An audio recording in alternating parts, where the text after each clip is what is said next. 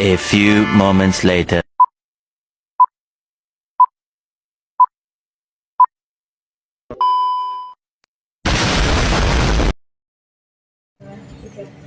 Assalamualaikum warahmatullahi wabarakatuh. Halo teman-teman semuanya, selamat datang di podcast kami. Kelompok 7 kelas MSDN 62 ingin memaparkan materi dari tugas perekonomian Indonesia. Sebelum podcast ini dimulai, ada baiknya kita perkenalan dulu nggak sih? Karena tak kenal maka tak sayang.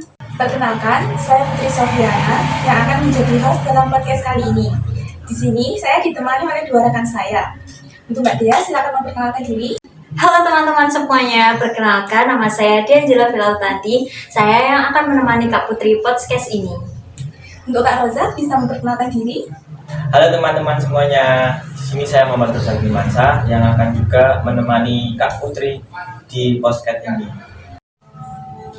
Baik, tidak usah lama-lama. Teman-teman podcast pasti juga menantikan kelanjutan dari podcast kita kali ini. Kali ini kita akan membahas tentang berbagai topik yang berkaitan dengan perekonomian Indonesia. Perekonomian Indonesia pastinya tidak jauh dari sistem ekonomi. Nah, untuk Kak Dea, boleh nggak sih Kak dijelaskan sedikit tentang sistem ekonomi? Boleh banget dong.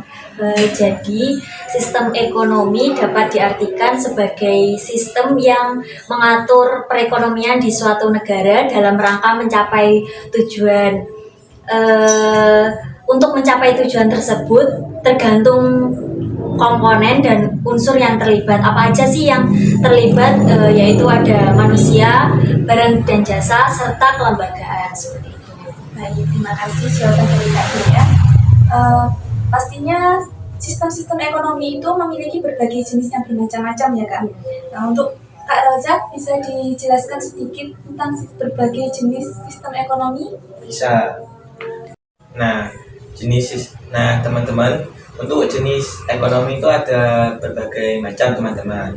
Yang pertama itu ada sistem ekonomi kapitalis, yang kedua ada sistem ekonomi sosialis, yang ketiga ada sistem ekonomi Islam, dan yang terakhir ada sistem ekonomi Pancasila.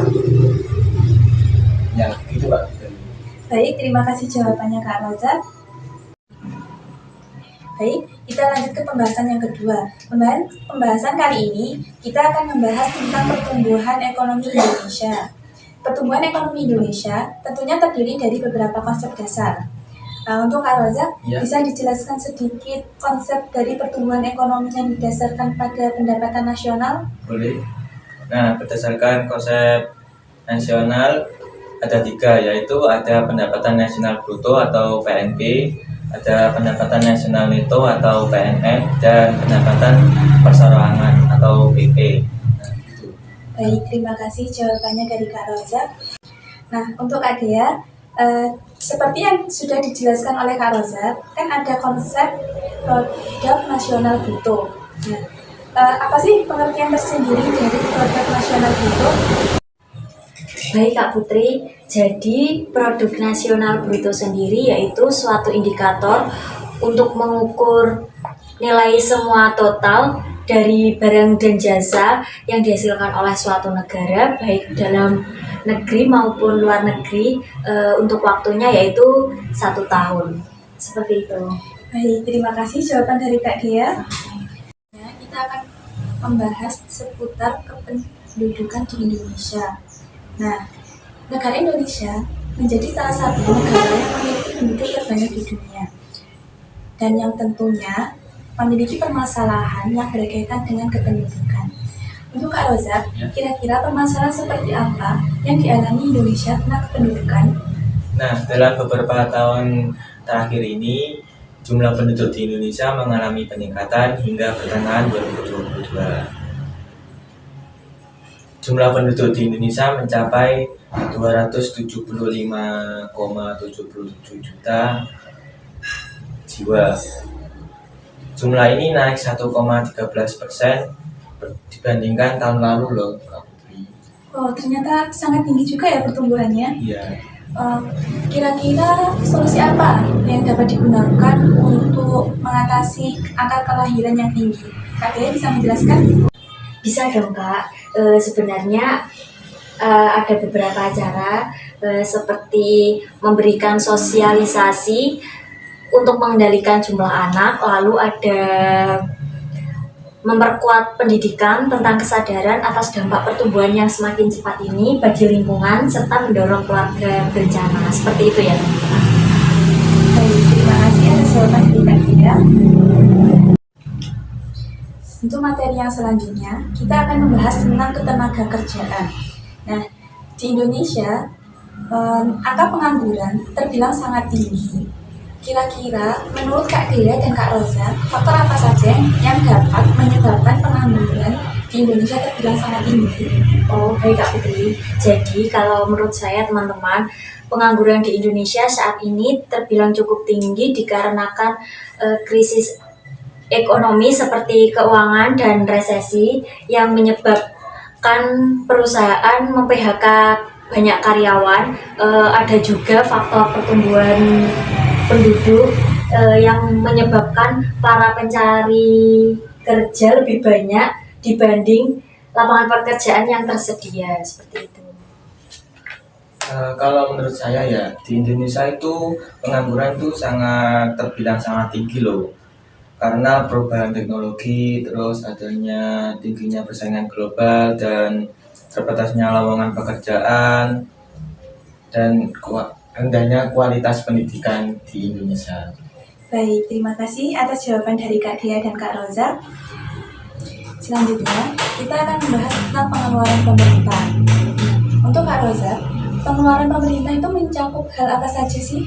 Nah, kalau pengeluaran pemerintah itu merupakan salah satu aspek kunci dalam suatu negara yang mencakup program kegiatan seperti infrastruktur, kegiatan kesehatan, pendidikan kesehatan, dan berbagai layanan publik lainnya. Gitu. Baik, terima kasih. Nah, selanjutnya untuk Kak Dea, apakah pengeluaran pemerintah itu akan berdampak pada kesejahteraan masyarakat negara tersebut? Ya Kak Putri, betul. Pengeluaran pemerintah akan berdampak kepada masyarakat, yaitu karena dapat mendorong pertumbuhan ekonomi untuk meningkatkan aktivitas ekonomi serta menciptakan lapangan baru, dan yang terakhir itu bisa meningkatkan pendapatan masyarakat.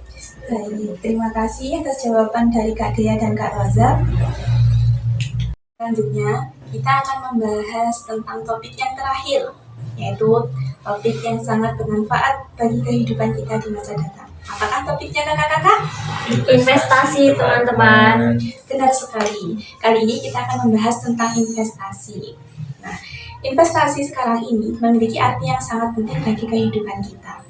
Untuk Kak Rosa, bisa diberikan penjelasan mengapa investasi memiliki arti yang sangat penting? Nah, jadi investasi itu penting bagi kita. Melalui investasi kita akan mendapatkan keuntungan besar dari modal yang kita tanamkan. Semakin lama kita berinvestasi, semakin baik potensi pertumbuhan kekayaan kita. Oke, baik. Nah, bagi teman-teman yang mau berinvestasi, tentunya memiliki pertimbangan tersendiri untuk memulainya, terutama bagi para pemula. Karena ada beberapa jenis investasi yang perlu diketahui bagi pemula. Jenis-jenis ini akan dijelaskan oleh Kak Dea. Jadi teman-teman, ada beberapa investasi. Yang pertama ada reksadana, ada obligasi, emas, saham, dan juga properti. Saya akan menjelaskan satu persatu ya. Untuk emas yaitu investasi aman untuk jangka panjang terhadap inflasi, sedangkan properti investasi jangka panjang dengan potensi kenaikan yang cukup stabil. Sedangkan reksadana cocok untuk pemula karena mudah dikelola dan resikonya relatif rendah. Saham potensi keuntungan tinggi namun resikonya juga lebih tinggi. Yang terakhir, obligasi memberikan pendapatan tetap atau fixed income juga lebih tinggi dari yang lain, seperti itu. Baik, Terima kasih atas jawaban dari Kak Rosek dan Kak Dea. Ya, sama-sama. Bagi teman-teman pemula, sebelum memulai investasi, kita harus mempertimbangkan berbagai resiko seperti yang dijelaskan oleh Kak Dea. Karena setiap investasi memiliki resiko yang berbeda-beda. Terima kasih sudah menonton podcast kami. Jangan lupa like ya teman-teman, karena like kalian sangat berharga bagi kami.